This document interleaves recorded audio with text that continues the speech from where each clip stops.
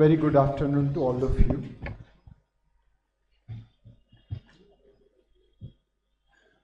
Generally, lunch પછીનું session થોડું મુશ્કેલ થઈ જાય. લોકોને જગાડવા કેવી રીતે, અને ગુજરાતીને જગાડવા હોય તો એક જ કામ ચાલે કે પૈસાની વાત કરો, ઊંઘમાં બી જાગી જશે.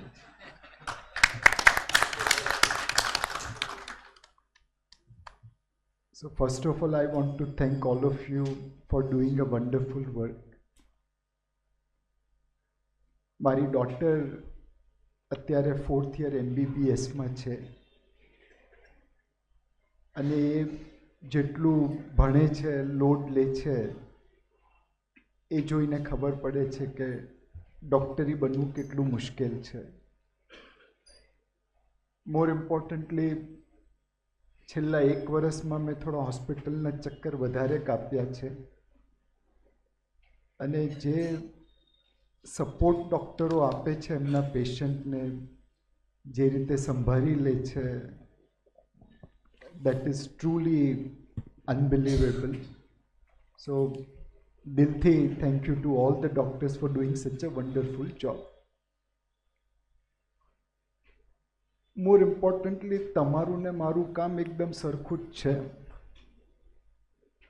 તમે લોકોની ફિઝિકલ હેલ્થ બનાવો છો, હું લોકોની ફાઇનાન્શિયલ હેલ્થ બનાવું છું. અને તમારો મેસેજ બી એકદમ સિમ્પલ હોય છે કે એક્સરસાઇઝ કરો નિલેશભાઈ, પેટ ઓછું કરો, ડાયટ સરખું રાખો, રાત્રિ ભોજન બંધ કરી દો, અને તમારે અમને મળવાની કોઈ જરૂરત નહીં પડે. મારું બી એવું જ છે. बूंद बूंद से सागर बनता है, तो रेगुलर इन्वेस्टमेंट करो. जल्दी का काम शैतान का, तो लॉन्ग टर्म इन्वेस्टमेंट करो. અને don't put all eggs in one basket, એટલે ડાયવર્સિફાઈડ ઇન્વેસ્ટમેન્ટ કરો. તમે એ કરી લો તો મારી જરૂરત નથી. પણ આપણા બંનેના પ્રોફેશન એટલા માટે ચાલે છે કારણ કે લોકો સાંભળતા નથી.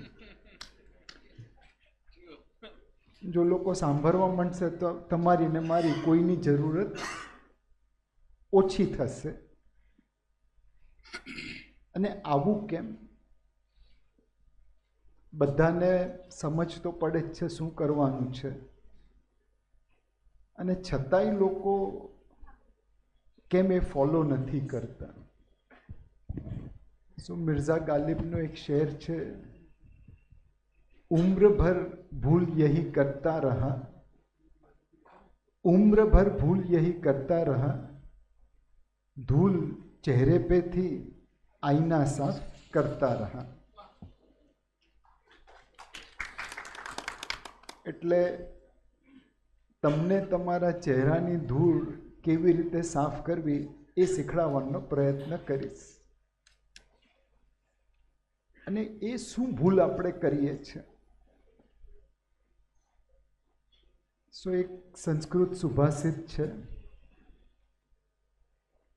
ન સૂર્યન વિના જય, ન જ્ઞાનેન વિના મોક્ષ, ન દાનેન વિના યશ, ન ધૈર્યન વિના લક્ષ્મી. જો તમે પરાક્રમી નહીં હોય તો વિજય કેવી રીતે પામશો? જો જ્ઞાન નહીં મળે તો મોક્ષ કેવી રીતે મળશે? દાન નહીં કરો તો યશ કેવી રીતે પામશો? અને ધૈર્ય નહીં રાખો તો લક્ષ્મી માતાની કૃપા કેવી રીતે થશે? ના, આવું બધું કહીએ તો ઘણા એમ કે નિલેશભાઈ સંસ્કૃતના સુભાષિત શું કોટ કરો છો, એનું પ્રૂફ શું? એટલે એ બી વસ્તુ સાચી છે. આપણા આયુર્વેદમાં લખેલું આપણે લોકોને કહીએ તો સંજીવભાઈ પૂછતા હશે લોકો કે આ તો આયુર્વેદ છે, મોડર્ન લિટરેચર શું કહે છે, મોડર્ન મેડિકલ સાયન્સ શું કહે છે? એટલે જેમ તમારે મોડર્ન મેડિકલ સાયન્સ છે, એમ અમારે મોડર્ન ફાઇનાન્શિયલ વિઝાર્ડ છે વોરેન બફે. એટલે એમને કોઈકે પૂછ્યું કે વોરેનભાઈ, તમે તો આટલા બધા લેક્ચર આપો છો, બર્કશાયર હાથવેની એજીએમમાં આખો દિવસ બેસીને લોકોને સમજાવો છો, તમારી ઉપર આટલી બુક લખાઈ ગઈ છે, પણ કોઈ તમારા જેવો બીજો પેદા જ નથી થયો. તો એવું તો કંઈ નથી ને કે તમે હુકમને એકો પોતાની પાસે રાખો છો અને પપલું ગામ આખાને વેચો છો. એટલે વોરેન બફે કહ્યું કે મારી પાસે એવી કોઈ ચીજ નથી જે મેં લોકોને સમજાવી નથી, પણ લોકોની પાસે ધૈર્ય નથી. હું લોંગ ટર્મ માટે રોકાણ કરું છું, લોકોને શોર્ટ ટર્મ રિઝલ્ટ જોઈએ છે, અને એના માટે બીજો વોરેન બફે નથી પેદા થયો. એટલે આપણા સંસ્કૃત સુભાષિતમાં જે કહ્યું એ વોરેન બફે સાહેબ પોતે બી કન્ફર્મ કરે છે. પૈસાની વાત આવે, ગુજરાતીની વાત આવે એટલે એક બીજી ભૂલની વાત કરવી બી જરૂરી છે.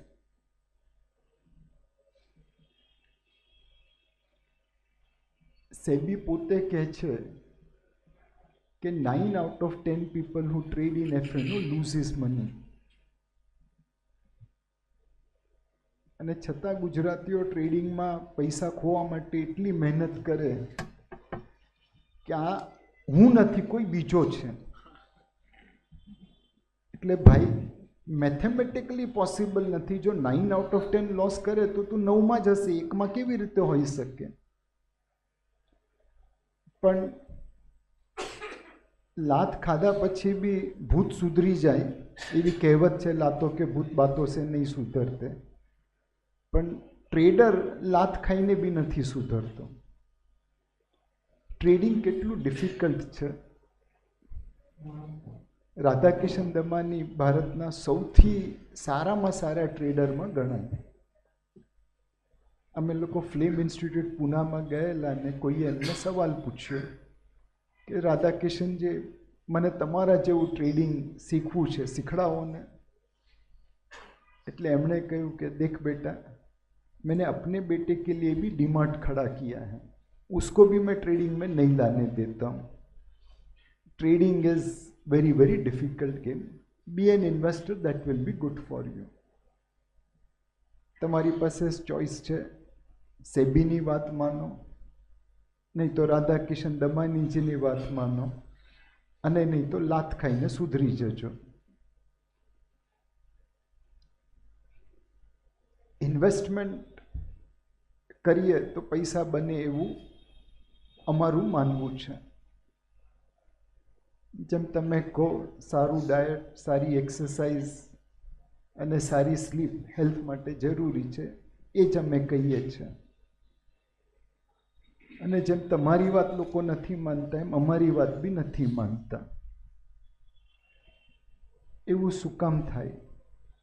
સમજ્યા પછી, જાણ્યા પછી બી લોકો સાચા રસ્તા પર કેમ નથી ચાલી શકતા?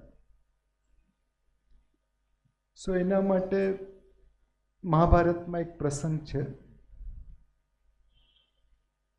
યુદ્ધની શરૂઆત પહેલાં કૌરવ ને પાંડવ સામસામે આવીને ઊભા રહ્યા, અને કૃષ્ણ ભગવાન દુર્યોધન પાસે જાય છે. એને આખરી વખત સમજાવવાની ટ્રાય કરે છે કે ભાઈ, પાંડવ તો તારા જ ભાઈ છે, એમનો પણ રાજ્ય પર એટલો જ અધિકાર છે, અને તું ખાલી 5 ગામ એમને આપી દે અને હું પાંડવને મનાવી લઈશ. દુર્યોધને જવાબ આપ્યો કે 5 ગામ નહીં, પણ 100ની અણી બરાબર જમીન પણ હું પાંડવને નહીં આપું. ભગવાન કૃષ્ણ જે પોતે ભગવાન હતા, એ દુર્યોધનને નહીં મનાવી શક્યા. અને છેલ્લે દુર્યોધન ભગવાન કૃષ્ણને કહે છે, જાનામિ ધર્મમ નચમે પ્રવૃત્તિ, જાનામિ અધર્મમ નચમે નિવૃત્તિ. ઓ ભગવાન કૃષ્ણ, તમે મને એ નહીં કહો ધર્મનો માર્ગ શું છે, મને ખબર છે, પણ હું એને પર ચાલી નથી શકતો. અને મને અધર્મ શું છે એ બી લેક્ચર નહીં આપો, હું એને છોડી નથી શકતો. આપણા દરેકમાં એક દુર્યોધન વસે છે. જંક ફૂડ નહીં ખાવું જોઈએ, પણ જ્યારે પાઉંભાજી કે પિઝા આવી જાય તો એ દુર્યોધન હાવી થઈ જાય છે. ઇન્વેસ્ટમેન્ટમાં બી એવું જ છે. બધાને ખબર છે ટ્રેડિંગ કરીને પૈસા બનાવવા બહુ અઘરું છે, પણ દુર્યોધન આપણી વિવેક બુદ્ધિને મારી નાખે છે. આ દુર્યોધનને કંટ્રોલ કેવી રીતે કરવો? કૃષ્ણ ભગવાન બી દુર્યોધનને સમજાવી નહોતા શક્યા, તો કલયુગમાં કૃષ્ણ ભગવાન તો આવવાના નથી. એટલે આપણે પોતે જ્ઞાન પ્રાપ્ત કરવું પડશે on how to create financial security.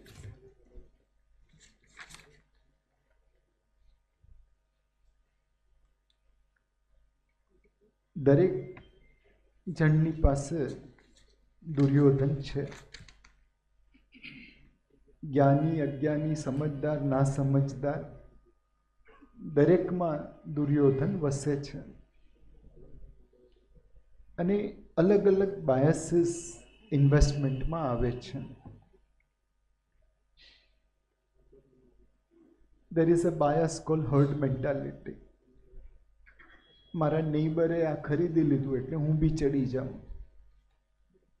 લોકોને એ ખબર નથી કે નેબરે જેમાં લોસ કર્યું ને એની એડવર્ટાઇઝમેન્ટ નથી કરતો. તમારો પેશન્ટ બી તમને આવીને ક્યારે કહે છે કે સાહેબ બહુ સ્ટ્રેસમાં છું કારણ કે મેં આમાં સટ્ટો કર્યો. એ બી આવીને કંઈક જુઠ્ઠું જ બોલશે. કોઈ પોતાની ફેલ્યોરની જાહેરાત નથી કરતું, ખાલી સક્સેસની વધારી ચડાડીને બોલે છે. પણ લોકો હર્ડ મેન્ટાલિટીમાં આવી જાય છે. લોસ એવર્ઝન, આ બાયસ છે કે લોસ પર કેવી રીતે વેચ્યું. 10 રૂપિયામાં લીધું છે, 9 રૂપિયામાં વેચીને 1 રૂપિયાનો લોસ થોડી બુક થાય, ભલે પડી રહે. ટ્રેડિંગમાં લીધેલી પોઝિશન ઇન્વેસ્ટમેન્ટમાં કન્વર્ટ થઈ જાય છે કારણ કે લોસમાં છે. ટ્રેડિંગનો નિયમ છે કે લેટ યોર પ્રોફિટ રન અને કટ યોર લોસીસ. આપણે શું ફોલો કરીએ છીએ? Cut the profit and let the losses run. Over confidence bias, कभी कभी अपन को लगता है अपन ही भगवान है. भाई તું ભગવાન નથી, માણસ છે. અને આટલા ગુરુરમાં નહીં રહે. અભિમાન તો રાજા રાવણનું પણ નથી ટક્યું, તારું ક્યાંથી ટકવાનું? સારામાં સારો ડૉક્ટર હોય તો એ બી એમ નથી કહેતો કે મેં તમારી જાન બચાવી. એ બી કહે છે ઉપરવાલાના હાથમાં છે. પણ જ્યારે પોતાના રોકાણની વાત આવે ત્યારે એ ભગવાન બની જાય છે. એન્કરિંગ બાયસ, જે ઘટના તમારી સાથે થઈ એને તમે એન્કરની જેમ પકડી લો છો. 100 રૂપિયામાં ટ્રેડિંગ કરીને પ્રોફિટ બન્યું તો બસ હવે તો ટ્રેડિંગમાં જ પૈસા બનશે. ગ્રે માર્કેટમાં સટ્ટો કર્યો, એમાં પૈસા બન્યા તો હવે એ જ ચલાવીશું. રિસન્સી બાયસ, કાલે જે થયું છે આજે થશે. 3 મહિના 6 મહિનામાં જેને પરફોર્મન્સ આપ્યું એ જ લેવા જેવું. આ ઘણા બધા બાયાસીસ છે જે આપણા દુર્યોધનમાં જીવે છે. અને કલયુગમાં દુર્યોધન આવવાના ચાન્સીસ બહુ ઓછા છે. એટલે તમારે તમારા દુર્યોધનને કંટ્રોલ કરવા માટે જે તમારા પેશન્ટ પાસેથી એક્સપેક્ટ કરો છો એ પોતે કરતાં શીખી જશો. તમારો કોઈ પેશન્ટ આવીને સીધો કેમિસ્ટની દુકાને નથી જતો કે ભાઈ મને પેટમાં દુખે છે એટલે દવા આપ. એ સંજીવભાઈ તમારી પાસે આવે છે, તમને બધું કહે છે, સાચું ખોટું જે બી હોય, દુઃખ દર્દ, અને તમારી સલાહ પ્રમાણે દવા લેવા જાય છે.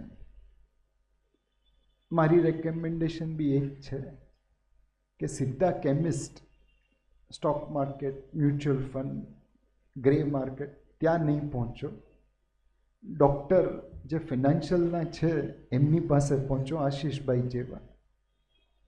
અને જેમ ડૉક્ટરને તમે બધું ટ્રાન્સપેરન્ટલી કહો છો એમ આશીષભાઈને ટ્રાન્સપેરન્ટલી કહો, આ મારો ગોલ છે, આ મારી એક્સપેક્ટેશન છે, આ મારી રિસ્ક પ્રોફાઇલ છે. અને એ જે દવા તમને આપે લખીને કે આટલું રોકાણ કરજો, અહીંયા રોકાણ કરજો, આવી રીતે રોકાણ કરજો, એને ફોલો કરજો. આશીષભાઈ, તમે મ્યુચ્યુઅલ ફંડ ડિસ્ટ્રીબ્યુશનમાં કેટલા 30 વર્ષ પાક્કા?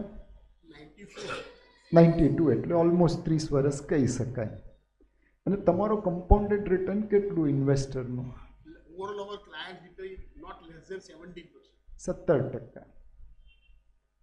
30 વર્ષથી 17% રિટર્ન આપે છે. આઈ કેન ગેરંટી કે ઇન્ડિયાના 99% ઇન્વેસ્ટરે 17% રિટર્ન પ્રાપ્ત નથી કર્યું.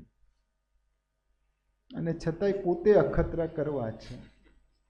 કેમિસ્ટની દુકાને ઊભા રહીને પેટમાં દુખે છે એની દવા લેવી છે, પણ સંજીવભાઈ પાસે નથી જવું. એવા માણસને માટે તમારો શું અભિપ્રાય રહેશે? એ સેમ અભિપ્રાય અમારો એ લોકો માટે છે જે પોતાને ડાયરેક્ટમાં જઈને હોશિયારી મારવી છે. એક વસ્તુ કહીશ, 2 રિયલ લાઈફ એક્સપિરિયન્સ. કોવિડનો સમય હતો. મને મારા કલીગનો ફોન આવ્યો કે નિલેશભાઈ, એક મારા ડૉક્ટર મિત્ર છે, એમની સાથે વાત કરો. ડૉક્ટર માટે આપણે હંમેશા અવેલેબલ છીએ કે જ્યારે આપણને જરૂર પડે ત્યારે મળવા જોઈએ. હું એમની સાથે પહેલી વખત વાત કરી રહ્યો હતો. મને કોણ છે, શું છે, કેવા છે, કંઈ જ ખબર નહોતી. એમણે કીધું, નિલેશભાઈ, હું ડૉક્ટર છું, ભગવાનની દયાથી મારી પ્રેક્ટિસ સરસ ચાલે છે, પણ આ રોજ માર્કેટ પડે છે અને લોસ થાય છે, મને નથી ગમતું. એટલે મેં તમારા મિત્રને, જેમણે ફોન કરેલો કન્સલ્ટિંગ માટે, એમને કહ્યું કે મારા બધા સ્ટોક, મ્યુચ્યુઅલ ફંડ વેચી દે અને ફિક્સ ડિપોઝિટ કરી દે. અને તમારા મિત્રે કીધું કે તમારી સાથે વાત કરો, મેં તમને ટીવી પર સાંભળ્યા છે, એટલે બોલો શું કરવું જોઈએ. રોજ માર્કેટ પડતું હતું. માર્કેટની છોડો, અમને અમારા જાનની ફિકર હતી. કોવિડ શું થશે કોઈને ખબર નહોતી. એટલે તમે એને શું કહી શકો જેની સાથે પહેલી વખત વાત કરી રહ્યા છો? એટલે સિમ્પલ કીધું કે સાહેબ, કોવિડ જેવા પ્રસંગ પહેલાં બી થયેલા, સ્પેનિશ ફ્લૂ, પ્લેગ, પણ મેડિકલ સાયન્સે દવા કાઢી. તો આજે નહીં તો કાલે આ સંકટ દૂર થઈ જશે, ત્યાં સુધી રાહ જુઓ, ખમી જાઓ. એમને એ સલાહ ગમી નહીં. મારા મિત્રને ફોર્સ કરાવીને વેચી કાઢ્યું, એફડી કરી કાઢી. 4 મહિના વીતી ગયા પછી પાછો ફોન આવ્યો, નિલેશભાઈ, એફડીમાં 3 વર્ષમાં જેટલું રિટર્ન મળવાનું છે ને એટલું માર્કેટે તો 4 મહિનામાં આપી દીધું, હવે શું કરું? હવે એમને કેવી રીતે કહી શકાય કે સાહેબ, તમે પોતે તમારા પગમાં કુલ્હાડી મારી છે અને મને પૂછો છો પગમાં કુલ્હાડી કેમ વાગી, તો હું શું જવાબ આપું? મેં એમને પૂછ્યું કે સાહેબ, તમને પૈસાની જરૂર હતી એટલા માટે વેચ્યું? તો કે ના. તો મેં કીધું, વેચ્યું શું કામ? તો કે નહીં, લોસ થતો તો એટલા માટે. મેં કીધું, સાહેબ આ બધું લીધું કેવી રીતે?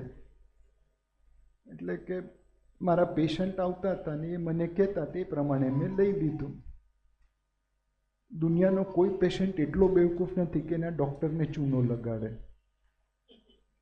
દરેક પેશન્ટ ચાહતો હતો કે ડૉક્ટર સાહેબ સૌથી વધારે પૈસા બનાવે, પણ રિસ્ક અને રિટર્ન સાથે છે. દરેકે ડૉક્ટર સાહેબ વધારે પૈસા બનાવે એના માટે સૌથી રિસ્કી ઇન્સ્ટ્રુમેન્ટ હતું એ આપી દીધું. Small cap stock, small cap funds. Risk આવ્યું, ડૉક્ટર સાહેબનો રિસ્ક એપેટાઇટ હતો નહીં, પોતાના પગ પર પોતે કુલ્હાડી મારી દીધી. પછી મેં એમને આશીષભાઈ જેવો એક મિત્ર આપ્યો કે સાહેબ આ જે કહે ને એ પ્રમાણે કરજો. આજે ઓલમોસ્ટ કોવિડને 5 વર્ષ થઈ ગયા, હજી સુધી ફોન નથી આવ્યો, એટલે એમની ગાડી બરાબર ચાલતી હશે એવું મને લાગે છે.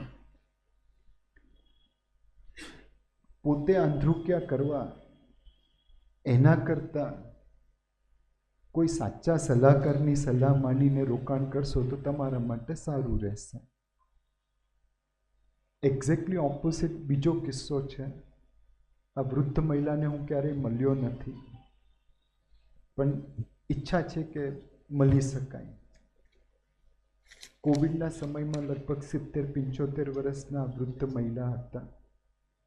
એમને ટીચર હતા એટલે પેન્શન આવતું હતું, અને રિટાયર થયેલા અને હસબન્ડ ગુજરી ગયેલા એટલે થોડું ઇનહેરિટન્સ મળેલું. એ બધું રોકાણ, એફડી, હાઇબ્રિડ ફંડ એ બધામાં કરેલું. જ્યારે કોવિડનો સમય આવ્યો ને માર્કેટ પડી, તો એમણે એમના બ્રોકરને ફોન કર્યો, જેને આ સ્ટોરી મને કીધેલી કે બેટા मेरा सारा पैसा इक्विटी में शिफ्ट कर दे. એટલે પેલો બ્રોકર भी हली गयो. कि माँ जी आपको पता है कितना जोखिम ले रही है. एमने कहूँ बेटा जान का भरोसा नहीं है, अब जोखिम नहीं लूँगी, कब लूँगी. અને ધીરે ધીરે ધીરે એમણે પૈસા એક સાથે નહીં, બોટમ પર નહીં, પણ ધીરે ધીરે શિફ્ટ કર્યા. આજે એમનો પોર્ટફોલિયો લગભગ 5-6 ગણો વધી ગયો છે. એમને જિંદગીના પહેલાં 70-75 વર્ષમાં જેટલા પૈસા કમાયા અને ઇનહેરિટન્સમાં મળ્યા, એનાથી 5-6 ગણી વધારે વેલ્થ છેલ્લા 5 વર્ષમાં ઊભી કરી દીધી. આવું કંઈક બોલીએ ને એટલે સામેથી ઓડિયન્સમાં ઘણા કહી દે કે નિલેશભાઈ, એ ઉંમરે પૈસાની મહત્તા હોય કે રિલેશનશિપની? તો તમારી જાણકારી માટે કહી દઉં, એ ટાઈમે એમના જેટલા રિશ્તેદાર હતા ને એનાથી અત્યારે વધારે છે. સિમ્પલ ચીજ છે, રાઈટ ટાઈમ, રાઈટ ડિસિઝન. એ દુર્યોધનને કાબૂમાં કરી શક્યા. ફાઇનલી સંસ્કૃતનો એક સુભાષિત છે, એનાથી આઈ લેન્ડ માય ટોક. શનૈ પંથા શનૈ કંથા શનૈ પર્વત મસ્તિકે શનૈ વિદ્યા શનૈ વિત્તમ પંચયાત્ની શનૈ શનૈ.